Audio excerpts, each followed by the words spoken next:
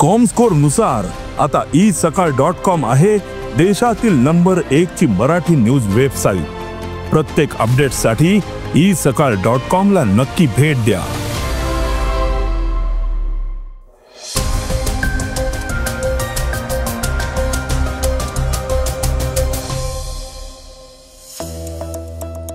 मतदार यादी दुरुस्तीनंतरच निवडणुका घेण्याची विरोधकांनी मागणी केली आहे.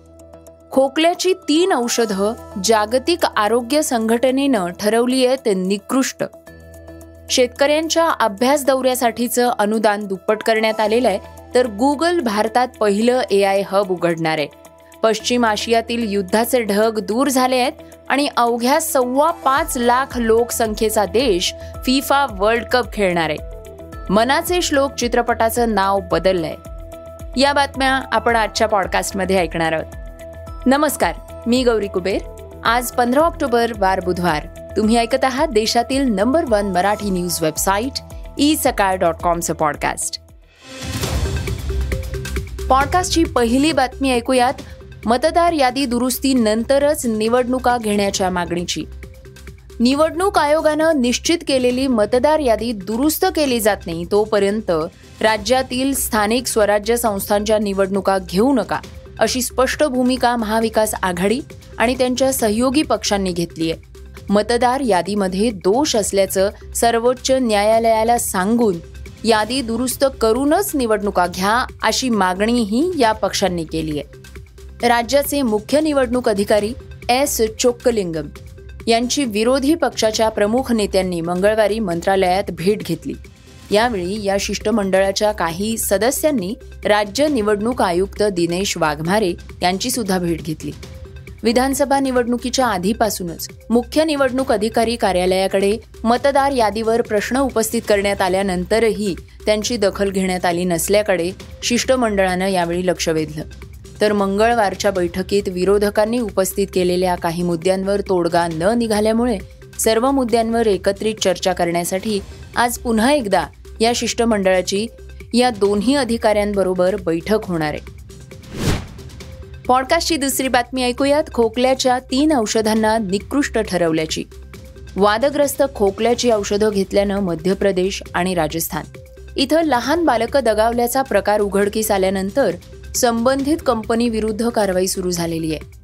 तर दुसरीकडे जागतिक आरोग्य संघटनेनं भारतातील खोकल्याची औषधं कोल्ड्रेफ, रेस्पीफ्रेश DR आणि रिलाईफ यांच्या विरोधात इशारा जाहीर करत ही निकृष्ट दर्जाची असल्याचं जाहीर केलंय. शिवाय जगभरातील राष्ट्रीय नियामक अधिकाऱ्यांना वादग्रस्त औषधी आढळून आल्यास त्वरित माहिती देण्याचं आवाहनही केलेलं आहे. जागतिक आरोग्य संघटनेनं इशारा देण्यामागे मध्य प्रदेशातील 22 बालमृत्यूंचा संदर्भ आहे. जागतिक आरोग्य संघटनेच्या म्हणण्यानुसार या औषधात डायथिलीन ग्लायकॉल हा विषारी रसायन घटक आहे. त्याचं सेवन केलं तर उलट्या, जुलाब, पोटदुखी, मूत्र न होणं, संभ्रमावस्था होणं, मूत्रपिंडाचे विकार होणं आणि कदाचित मृत्यू देखील होऊ शकतो. त्यामुळेच त्याचं सेवन करणं हानिकारक असून त्याबाबत सजगता बाळगण्याचं आवाहन केलं जातंय. पॉडकास्टची तिसरी बातमी आहे. शेतकऱ्यांच्या अभ्यास दौऱ्यासाठी अनुदान दुप्पट झाल्याची. राज्यातील शेतकऱ्यांना जागतिक स्तरावरलं विकसित आणि आधुनिक कृषी तंत्रज्ञान याची माहिती होण्यासाठी आयोजित करण्यात येणाऱ्या राज्यातील शेतकऱ्यांचे देशाबाहेर अभ्यास दौरे या योजनेअंतर्गत प्रति शेतकरी कमाल अनुदान मर्यादेत दुप्पट वाढ करण्यात आलेली आहे. त्यानुसार आता प्रति शेतकरी कमाल अनुदान मर्यादा ही 1 लाखावरून 2 लाख रुपये इतकी करण्यात आलेली आहे.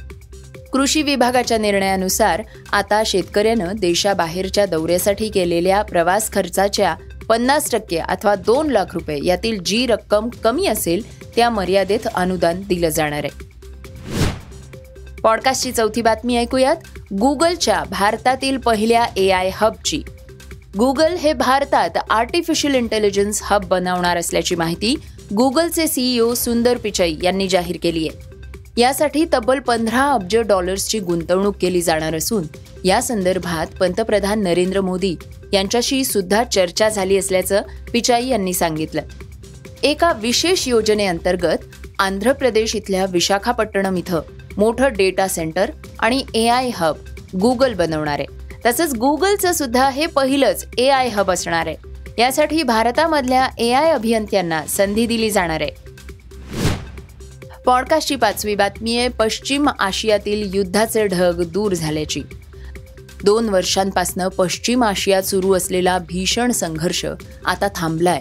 हमास आणि इस्रायल यांच्यातील शस्त्रसंधीतील प्राथमिक करारानुसार ओलीस आणि पॅलेस्टिनी नागरिकांच्या देवाणघेवाणीसाठी प्रक्रिया सुरू झाली आहे. या अंतर्गत हमासनं 20 इस्रायली ओलिसांची सुटका केली आहे, तर इस्रायलनं प्रत्युत्तरादाखल तुरुंगातील सुमारे 2000 पॅलेस्टिनी कैद्यांना सोडवण्याची तयारी केली आहे. या दरम्यान अमेरिकेचे अध्यक्ष डोनाल्ड ट्रम्प यांनी इस्रायलमध्ये आगमन झाल्यानंतर त्यांनी युद्ध थांबवल्याबद्दल समाधान व्यक्त केलंय. पॉडकास्टची 6वी बातमी आहे 5.25 लाख लोकांचा देश फिफा वर्ल्ड कप खेळणार असल्याची. अवघी 5.25 लाख लोकसंख्या असलेला केप वर्डे या देशानं फिफा फुटबॉल वर्ल्ड कप मध्ये खेळण्यासाठी पात्रता मिळवली आहे. हा देश पहिल्यांदाच फिफा वर्ल्ड कप मध्ये खेळताना दिसणार आहे. विशेष म्हणजे भारतातील दिल्लीच्या लोकसंख्येपेक्षा या देशाची लोकसंख्या फक्त 1.5% आहे. मात्र तरीही या देशानं फिफा फुटबॉल वर्ल्ड कप मध्ये खेळण्यासाठी पात्र ठरण्याची किमया साधली आहे. 2026 मध्ये होणाऱ्या वर्ल्ड कप मध्ये 48 संघांना खेळता येणार आहे. पॉडकास्टची शेवटची बातमी ऐकूयात मनाचे श्लोक चित्रपटाचं नाव बदलल्याची. मृण्मयी देशपांडे लिखित आणि दिग्दर्शित चित्रपट तू बोल ना हा चित्रपट आता नव्या नावानं नव्या उत्साहात पुन्हा एकदा प्रेक्षकांच्या भेटीला येण्याला सज्ज झालाय. संपूर्ण महाराष्ट्रभर हा चित्रपट येत्या गुरुवारी 16 ऑक्टोबर रोजी प्रदर्शित होतोय. याआधी या चित्रपटाचं नाव मनाचे श्लोक असं होतं. सेन्सर बोर्ड आणि न्यायालयानं चित्रपटाच्या प्रदर्शनाला परवानगी दिल्यानंतरही काही संघटनांच्या वतीनं चित्रपटाचं प्रदर्शन थांबवण्याचा प्रयत्न केला गेला होता. हे होतं isakal.comचं पॉडकास्ट, अर्थात सकाळचं पॉडकास्ट. हे पॉडकास्ट तुम्हाला कसं वाटलं आम्हाला नक्की कळवा आणि याला रेटिंग द्या. तर आपण आता उद्या पुन्हा भेटूयात. धन्यवाद. Script and research Mayur Ratnaparkhe.